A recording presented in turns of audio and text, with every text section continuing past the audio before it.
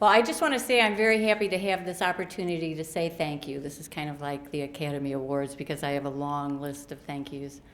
I'd like to say thank you to the sponsors who I've been had a pleasure eating dinner with, some of them. And I just want to say thank you because you are supporting and investing in teachers, and that's a very important work.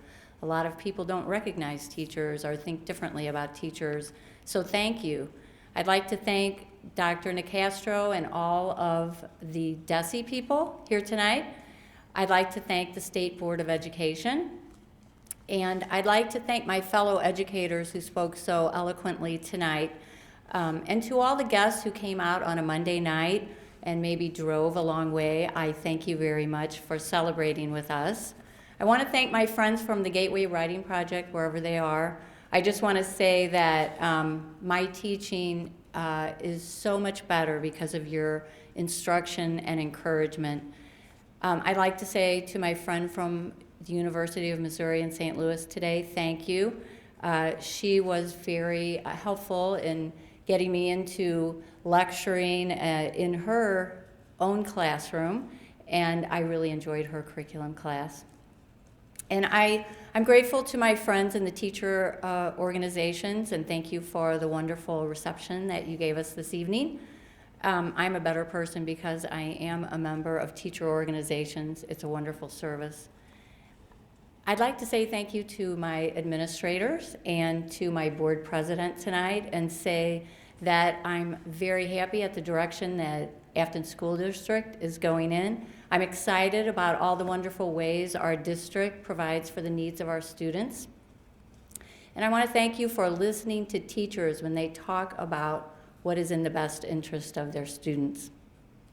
To my colleagues and friends, I'd like to say that my teacher friends in the audience should be the ones that are standing up here tonight. They are actually far more intelligent and creative and organized and eloquent than I am. And I've been very blessed to work with them and just to get to know them as friends.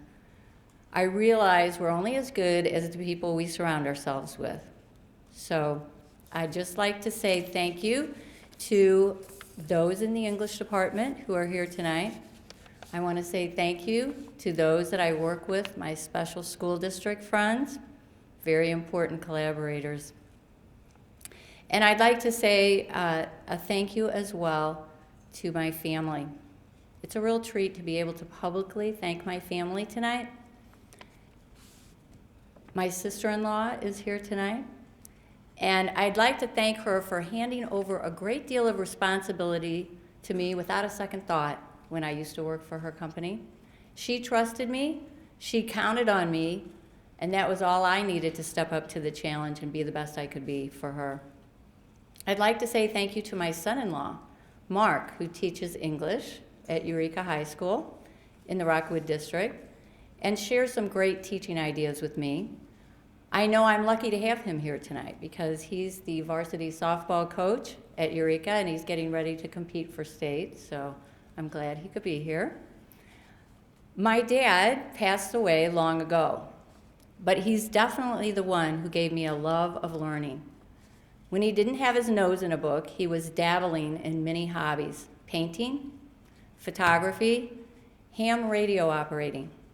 I can still hear his voice penetrating the floorboards of my bedroom into the wee hours of the night, identifying himself as W0LUN, reaching out to countries around the world on the ham radio that he built himself. He was a quiet example to me of the joy of learning and the rewards of taking on a challenge.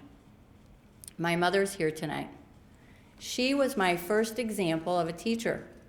She taught Sunday school in our church and neighborhood clubs in our basement. I love to hear her tell stories. She taught children in hospital burn units, children who were unable to leave their beds. She showed me that who we teach is as important as what we teach and how well we teach it. My 3 children may have been the most beneficial in making me the teacher I am today. Parenting can be very much like teaching. Raising them during their teen years was not always easy. I battled with their strong wills. I watched them struggle as they stood up for what they believed in, or sometimes chose to conform rather than stand up for what they believed in. Both were equally painful. I tried to set the bar high for them. I hurt when they hurt. I cheered when they excelled. And even though I didn't always know what I was doing, they made it through those years. And today, they're all college graduates and responsible adults whom I value as friends and advisors. And tonight, my beautiful, intelligent granddaughter, who is practically perfect in every way, is here tonight. And she too helps me realize that you can learn from the youngest of children. Finally, I would like to thank my husband, who's been with me through this incredible ride. He listens to me when I panic because I've taken on too much. He understands when I miss an event because I'm planning or grading papers. He provides advice about how I should handle a situation. He lets me know when something is not the end of the world. And he has accepted that I am a schoolaholic. He knows me, he accepts me, and he encourages me through the peaks and valleys of a very difficult job, the job of teaching. All of my family thought that I was Teacher of the Year before I ever got the award. So, thank you, and I love you all. Now, I want you to know there were a couple of topics that we were given, suggested for our brief acceptance speeches tonight. And one of them included why we were recognized as District Teacher of the Year and then as a finalist or as State Teacher of the Year. And truthfully, I've been asking myself that same question for the last 2 months, and I haven't come up with an answer. So I'm going to attempt another one of the suggested topics, which is what makes a teacher effective. Now, there's no doubt today that teachers are the most influential force in student achievement. In a time when the field of education has placed much emphasis on accountability, extensive research has been done devoted to this topic and has shown that effective teachers all have certain characteristics. We could talk about the fact that effective teachers communicate high expectations, maximize instruction time, use a wide variety of instructional strategies, they monitor students' progress, respond to individual needs, they stay flexible and adaptable in the classroom, provide meaningful feedback, interact with students outside of the classroom, and are associated with fairness and respect. Well, we could talk about that. That's very important research. But if I were to answer that question, what makes teachers great, I would quote the wisest teacher in all of history, who said, "Whoever would be great among you must be your servant. He who is least among you, the one who is least among you all, is the one who is great."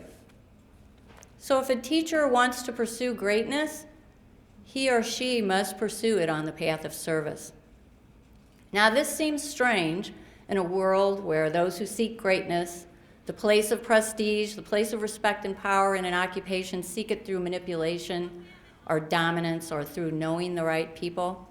They measure success by the number of people they control or by the number of committees of which they're members, by the size of their bank accounts, or the number of possessions they've amassed. But these are irrelevant to true greatness in a teacher. The best measure of greatness for a teacher, the measures are humility and sacrifice. In fact, the rewards of teaching are relative to the degree of sacrifice. What sacrifices do teachers make to serve their students? Teachers sacrifice their time grading late into the night to give students they serve timely feedback, searching through resources for the most relevant and interesting materials to engage students, working with students after hours to help them meet those high expectations, answering students' emails, writing recommendations, helping with revisions on their essays, interacting with students at sports events and theater productions, sponsoring clubs, coaching sports that benefit students, meeting with their parents to overcome difficulties that they're having, spending hours attending classes, workshops, conferences, collaborating with colleagues to make sure we are adequately equipping the students we serve. With little recognition, we serve knowing that the reward lies in the success of the student. We work hard so that the student looks good, not so we look good. We set an example. We realize at all times part of the sacrifice is that we are role models. One famous coach said, "No written word, no spoken plea can teach our youth what they should be, nor all the books on all the shelves. It's what the teachers are themselves." That's quite a responsibility that demands sacrifice as well. Now, the sacrifice would be way too much if it were not for the object of our service. Let me close with 3 of the students that I serve. These are not their real names, but the students are very real. Joey is a pleasant, friendly young man with a bushy head of hair and sparkling eyes. He tries to do his best. He always completes his assignments for me. He gets along well with his peers and with adults. And one day in my class, he received a message from the office that he would have to go home immediately to help his mother. I later learned that his mom was a single parent who dealt with chronic back pain. The only other person in the home is his 18-year-old brother, who is also my student. He works and goes to school full time. The father left the family when Joey was about 3, and he doesn't want to know him. Now, this young man will never be homecoming king. He won't have time to play a sport or join a club at the high school because he has responsibilities at home. He probably won't even get a B in my class. But his experience is making him a young man of character, and I am proud to serve him and recognize his worth. Adam can be quite the entertainer. He has learned to cope with his differences in some ways that are not always positive or classroom friendly. He's very bright, but he struggles with ADHD, migraine headaches, and Tourette's syndrome. His inappropriate comments and impulsive behaviors seem to decrease as we get to know each other better. He likes the structure of my class, even though he probably would never admit that to you. One day in class, I had to warn Adam after he became overwhelmed and lashed out with an inappropriate comment. I reminded him it wasn't necessary that he like me, but that he would have to engage in the task that we were working on and keep his negative thoughts to himself.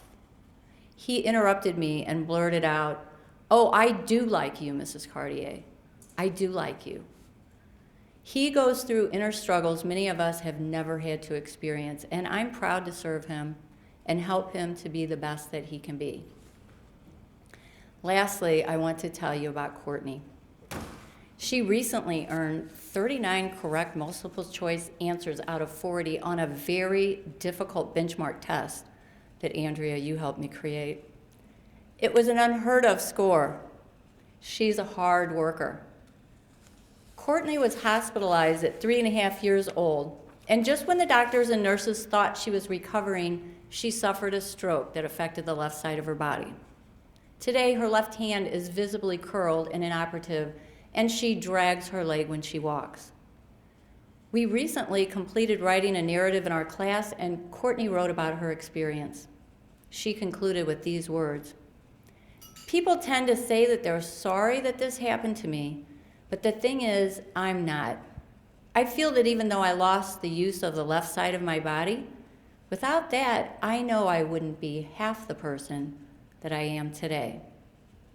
I am proud to serve this young lady who is mature beyond her years, and I look forward to watching her accomplish great things in her life.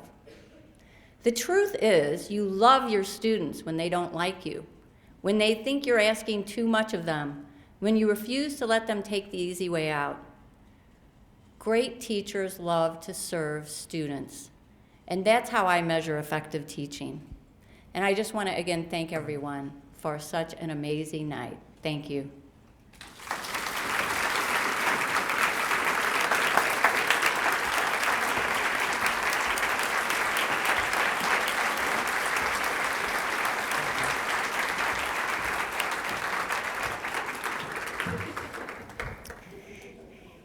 She is practically perfect. And I'm so pleased and happy to tell you that you're getting two of my most perfect grandsons in the next few years. They're in Afton, and I'm thrilled to know that they're going to be exposed to such a wonderful teacher. Please, all of you, join me one last time in recognizing all of our finalists and our new Teacher of the Year, Cathy Cartier.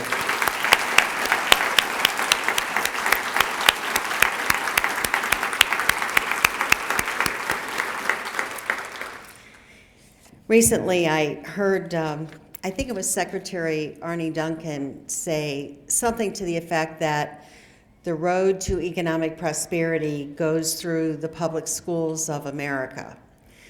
I think that his statement is exactly what we're talking about tonight.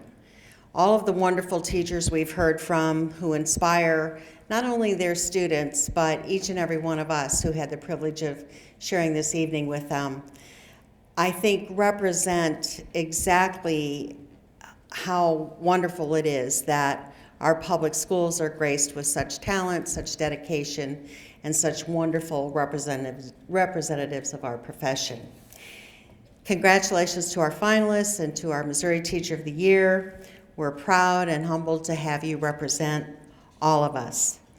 The passion you have for the work you do makes a positive difference for your students now and for generations to come.